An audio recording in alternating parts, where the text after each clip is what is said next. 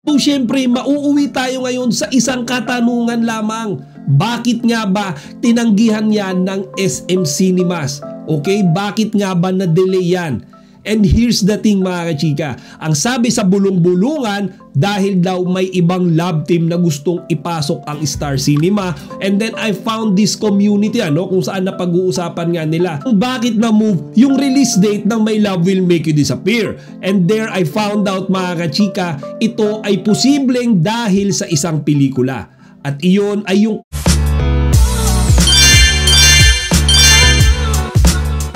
magandang araw mga chika, Rigel po ulit ang inyong Chika Patrol. Bago tayo magsimula mga chika, inaanyan ko muna kayong mag-subscribe dito sa ating munting channel para palagi kayong updated sa mga latest at nagtitrending ng mga showbiz balita. So let's have some quick info update today mga chika, but unfortunately what we have here is a very frustrating news. I think everyone is well aware na sa balitang ito. Ngayon sa mga hindi nakakaalam, please stay tuned para magkaroon din kayo ng update. So yesterday nga mga chika, there was a very sudden news and it's all about the upcoming Kim Pao movie that's supposed to be shown on theaters on February 12. Alam natin lahat yan, excited tayong lahat dyan. Yung iba nga dyan, nagpa-advance na ng block screening schedule. And of course, bukod sa ating mga fans, sobrang excited din ang mga lead actor and actress dyan sa movie na yan na sina Kim Chiu and Paolo Abilino. Kitang-kita naman natin mga kachika, tuwing sila ay may mga out of town event, may mga guesting, wala silang ibang ginagawa kung hindi i-promote yung kanilang pelikula. However, yesterday mga kachika, late afternoon, Paolo shared a cryptic post sa kanyang ex account. Ang sabi niya nga doon mga kachika ay ma-experience nga na hindi tumapos ng pelikula.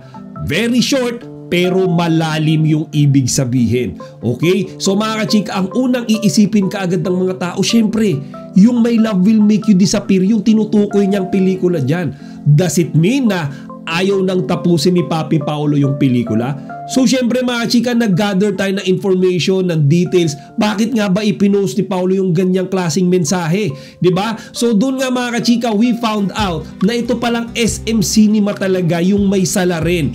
Okay? So sa February 12 mga kachika, yung supposed to be showing ng My Love Will Make You Disappear sa cinemas, but out of the sudden, biglang tinanggihan niya ng SM Malls Management mga kachika. They wanted to move to a later date. Okay? And kapag pinush nga daw yan ng Star Cinema, hindi yan ipapalabas ng SM sa mga sinehan nila. Hence, sa Robinson Malls lang yan mapapanood. Diba? And alam naman natin mga kachika na siguro 70-80% ng mga tao sa SM yan nanonood ng mga sinihan. Diba? Kasi napakadaming SM and sila yung may pinakamalalaking sinihan dito sa Pilipinas. So syempre mga kachika, itong Star Cinema, nag-worry sila. Kaya iminove nila itong My Love Will Make You Disappear from February 12 to somewhere around April. Okay, so napakatagal niyan mga chika, di ba? February, March, April, it's like 2 months delay. So isipin na lang nila yung mga nagpa-advance booking niyan. 'Di ba? Paano yung mga OFWs natin na from abroad, nag-schedule sila ng leave, umuwi sila rito para makapanood, yung mga nagbayad, 'di ba? Ng mga advance na block screening, 'di ba mga chika? So that's what happened yesterday. And ito yung worst. Kasi si Kimi tsaka si Paolo mga chika, hindi kaagad sila sinabihan. 'Di ba? Nagulat sila kasi makikita niyo naman yung effort nila para matapos yung movie, 'di ba? And even Kimi kahapon lang nagpo-promote pa siya sa Showtime tungkol nga sa movie nila, di ba, na ipapalabas sa February 12. Ngayon biglaan nilang nalaman na hindi pala matutuloy. Di ba? Kaya siguro ganun na lang yung sama ng loob ni Paolo Abilino.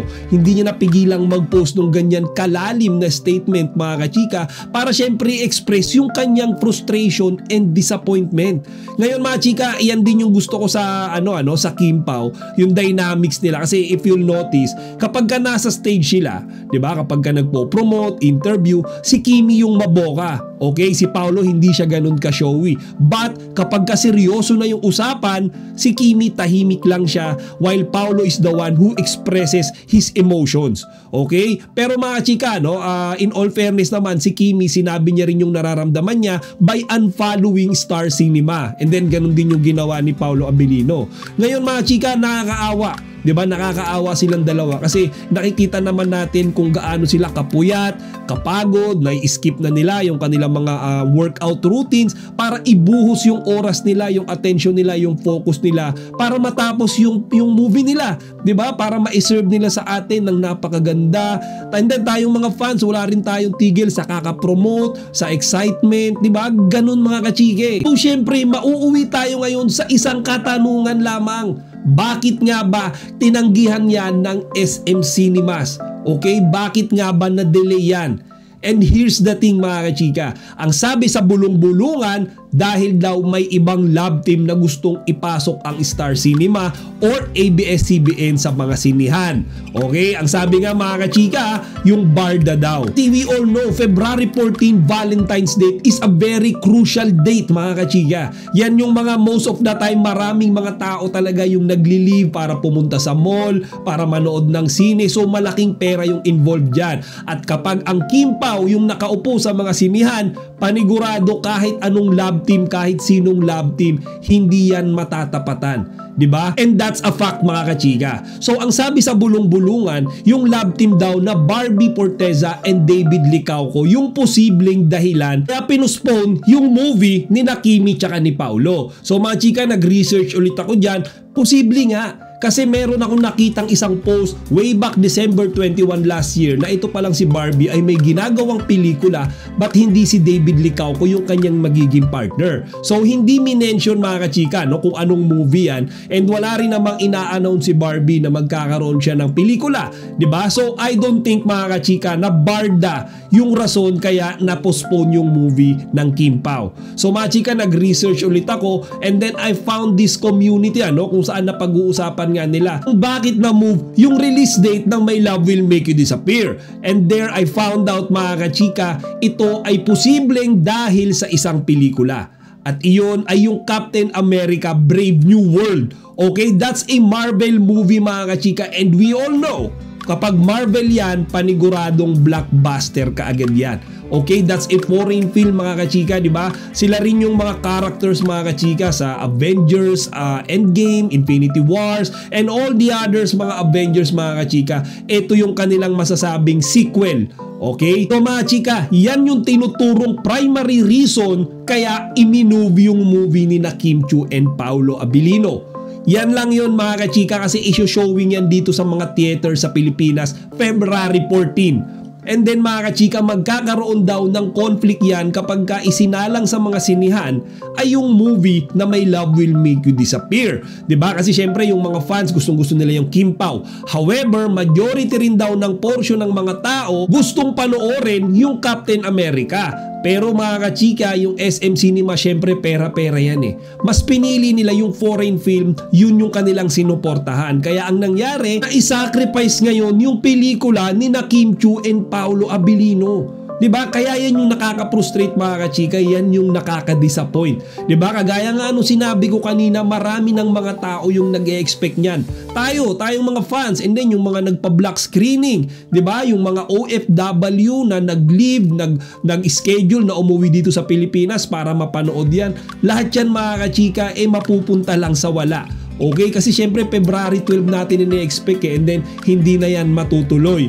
And then mga chika, nakita ko rin yung side ng Kim Pao na most of the time lagi na silang nagbibigay. 'Di ba? Nagparaya na sila sa movie ni Julia Barreto tsaka ni Joshua Garcia. 'Di ba? Na dapat October pa lang i-release na yung movie ng Kim Pao, pero i-move na naman yan. And then December mga kachika, nagparaya rin sila, hindi sila nag-promote, hindi sila nagme-mention ng movie nila. To give way naman to Cut din. 'Di ba? Yung movie nung Cut din before na talaga naging maingay. But tumahimik din noon si Kim Chiu tsaka si Paolo Abilino. They gave way. And then ngayon mga kachika, it's their time to shine. Dapat February 12, aba mga kachika, minove na naman, and then hindi man lang daw sila sinabihan. So look at their side mga kachika, look at their situation ngayon. 'Di ba? Masisisi nyo ba sila na madidismaya sila ngayon? And even I think yung mga kasamahan nila, no, yung mga cast and crew ng movie na yan. And then even Direk Chad Vidanes, I don't think na siya may magagawa sa ganitong sitwasyon. Kasi kung mismong Star Cinema na yung nag-design niyan, walang magagawa maski yung director. It's really sad mga kachika, no? Not just for us, the Kim Pao fans, but for Kimi and Paolo as well. 'Di ba? Kung titingnan niyo yung Instagram account ni Paolo, before pinopromote niya dyan yung My Love Will Make You Disappear, yung mga pictures dyan, mga videos nandyan, yung pagpopromote nila, yung pictorial nila ni Kimi. The other Star Cinemas movie na ginanapan niya, nandun lahat yun mga kachika. Ngayon binura na yan lahat ni Paolo. Okay? That's his way to express his disappointment. Maybe he's angry. Kim Chiu mga kachika, nandun pa rin naman sa Instagram account niya, no? Yung mga pictorial nila ni Paolo Abilino. However, kung mapapansin nyo mga kachika, hindi na nga siya nakapollow sa Star Cinema. And then, there's this one that I noticed sa 8 Showtime kanina, never niya nang nabanggit yung My Love Will Make You Disappear. So mga kachika, hindi niya na muna ipinopromote. Which means, totoo yung balita mga kachika. Kumbaga, it's really confirmed based dun sa mga ginagawa ngayon ng Kim Pao. Diba yung mga actions nila, yung behavior nila towards promoting, tinanggal na nila. So ngayon mga kachika, we're still floating. Ang sabi sa balita, April nga daw i-release yan. But there's no definite date yet. Okay? Wala pang official announcement from Star Cinema or even Direk Chad. Okay? Ang Kim Pao, tingin ko, nangangapa rin sila mga kachika. Feeling ko, sunod-sunuran lang din sila kung ano sasabihin ng mga producers, ng management, ng network. Diba? Kasi at the end of the day mga kachika, empleyado lang din sila. Diba? Kumbaga, pinapasahod lang sila. Kaya gustuhin man nilang i-push yung movie nila, ibigay man nila yung 100, 200% nila to finish the movie ng February 12. Pero kapag sinabi ng mga nasa taas na hindi nila i-release yan, wala silang magagawa but to comply. That's the same reason mga kachika, kaya siguro nasabi ni Paolo na gusto niyang subukan na wag tumapos ng pelikula. So sa ngayon mga chika, what I'm suggesting to everyone, na relax lang muna tayo and suportahan pa rin natin si Kimi tsaka si Paolo. Okay? Siguro may reason kaya hindi talaga na-push to ng February 12. Maybe dahil gusto pa nilang pagandahin yung movie para mas may promote pa nila, di ba, ng mas mahaba. And then syempre hindi masyadong mapagod, mas stress si Kimi tsaka si Paolo sa paggawa ng pelikula. Okay? Kasi at the end of the day mga kachika, kahit naman anong buwan yan, anong araw yan, basta nandito pa rin yung mga Kim Pao fans, solid na sumusuporta sa kanila, panigurado mga kachika, box office pa rin yung My Love Will Make You Disappear.